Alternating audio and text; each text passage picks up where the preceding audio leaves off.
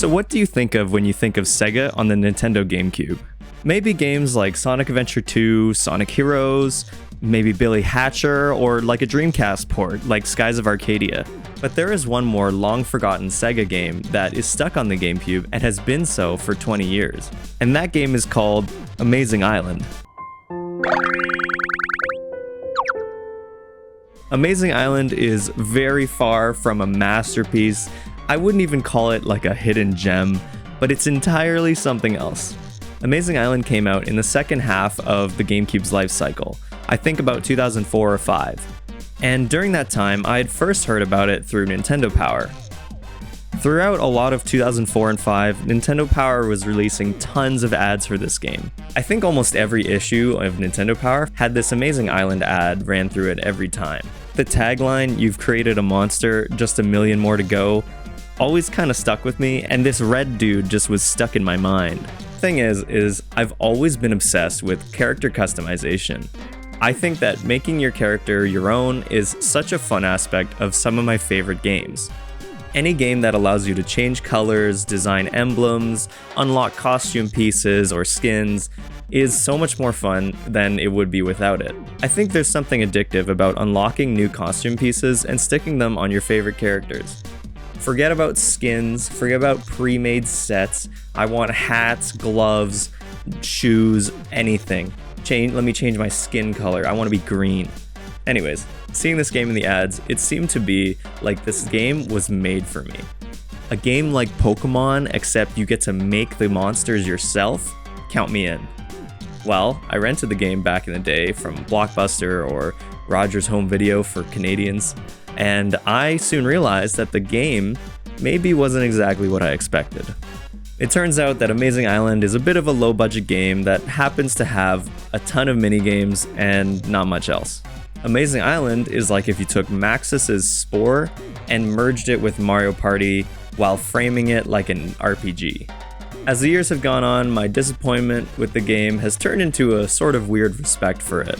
And it's a short, fun, weird little game that has some charm to it. So right from the jump, you get to pick your avatar. Then after that, you choose your name and they send you right into Amazing Island.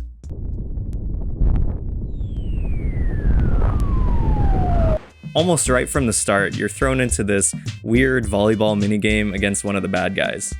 I hope you like volleyball because this is the most common game in the entire thing. You're gonna be throwing that fireball a lot from here on out. Basically, you're here to help these folks from these evil creatures called the Evilings. And they've come in and run amok and turned some people bad, and they want you to challenge them in minigames to win back the island. The plot here is completely irrelevant and it's all about that monster creator. The first monster you get to make is done through a quiz. Unfortunately, you're not allowed to get right into it right away, but you talk to this guy, you answer some questions, and he gives you your first monster. This is Dimble. He's a monster. Every monster has a frame that you build off of. He's based on a dragon, and I think honestly it's hilarious how the monsters in this game look and animate. Even with the automatically generated guy, he looks like a complete dweeb. You get to slap some accessories on your creature. Dimble got some new eyes, and I changed the way he looked to make him a little bit cooler in my eyes. I don't know if I succeeded. Once Dimble was all set up, I went to the first course, which is a set of minigames.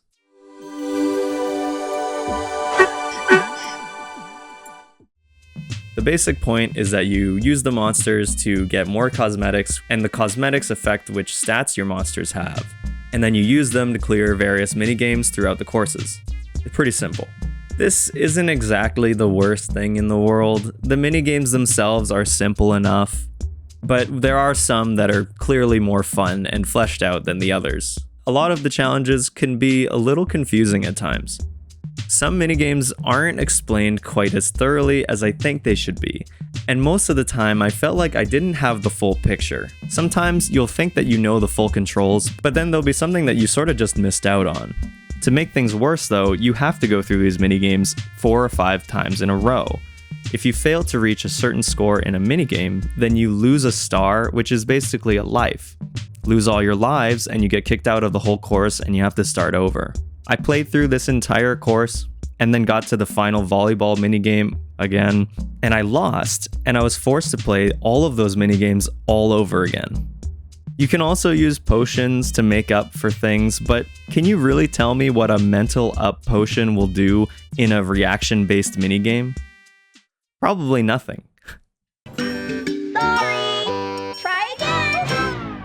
So after the beginner course, you unlock the option to finally draw the monsters for yourself. At this point, the real fun starts. You can really do anything you want here. And I mean anything. As long as you can draw it from the front and the side, and then inflate it to a certain degree, you can make whatever comes to mind. The monster creator is by far the funniest and most well done aspect of the game. I was having an absolute blast messing around with the character drawer and the accessories to make whatever I wanted. Designing new monsters only gets better because every time you complete an obstacle course, you get more stuff for that monster creator. And you can also get some money to buy specific items that you want from the shops. By the end of the game, you earn some really robust tools that let you squash and stretch and mirror your drawings to make exactly what you want. Drawing with the stick on a Gamecube controller is maybe not the best input method, but I think it adds to the fun and charm of just making horrific monsters. I wish they gave you these options right out of the gate, because the tools and accessories that they give you from the start are so limited. I know I would have had the best time just making monsters and not even playing those minigames back in the day. So, my first monster is done. This is Human.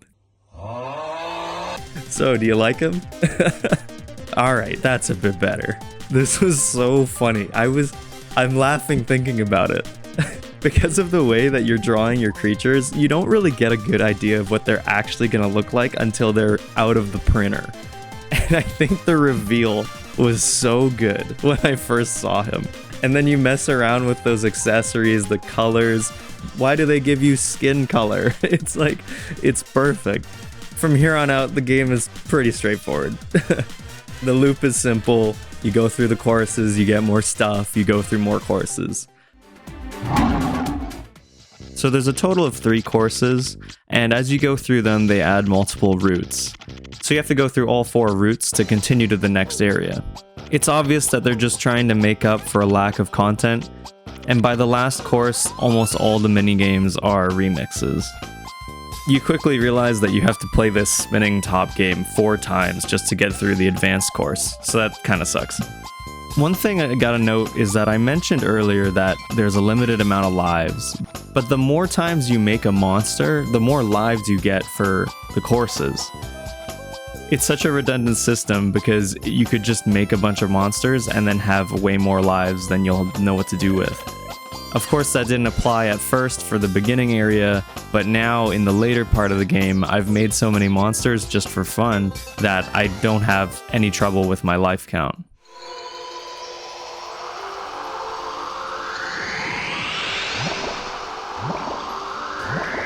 When you get to the final boss, it could give you a bit of trouble.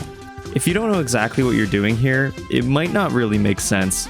The instructions give you information for the second phase of the boss, so you're expecting something that doesn't show up until after the first part.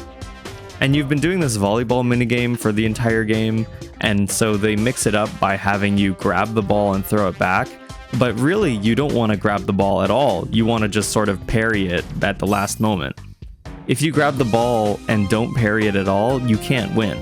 Despite the instructions being a bit unclear, the second phase is pretty easy to understand. Just mash when it's a small beam and hold when it's a big beam. After some time, you get through to the end of the game, you beat the boss, and you move on with your life.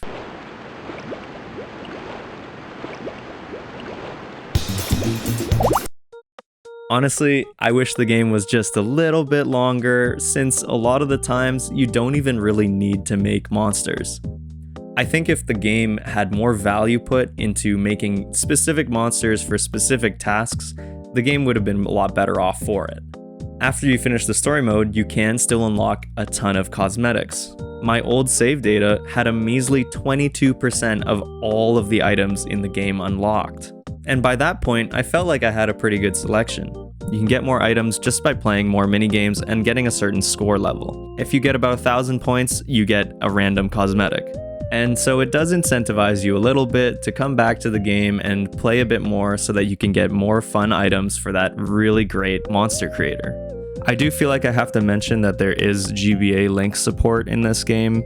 A lot of GameCube games have these small little side attractions that you can play through a Game Boy.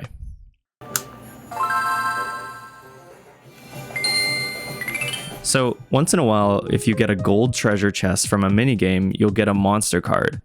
These are preset, pre-designed monsters that you can send to your Game Boy Advance or use in your own gameplay.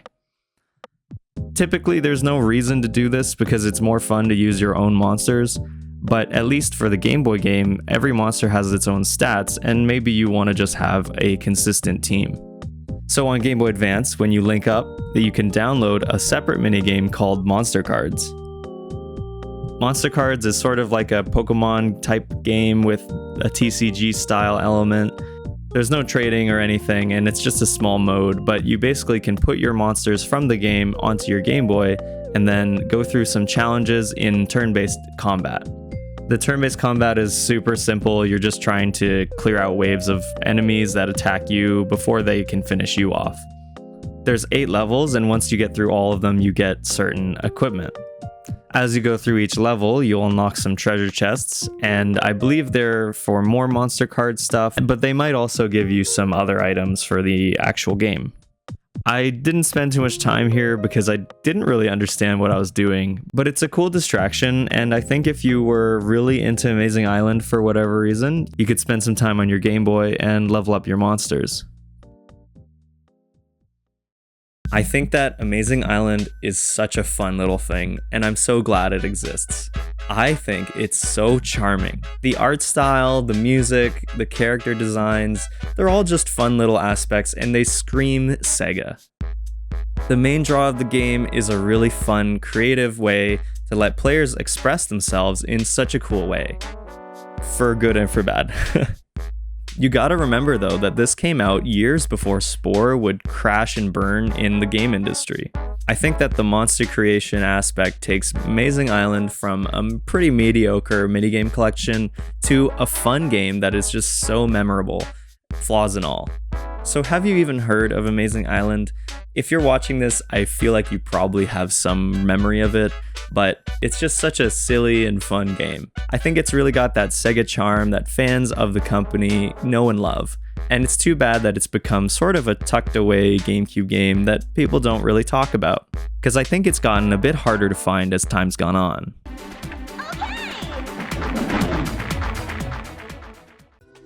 Anyways, thank you so much for watching this little video. If you enjoyed it, please like, subscribe, and comment and let me know what you love about Amazing Island, or maybe if you have any other favorite SEGA games. That's everything for me today. Take care, guys.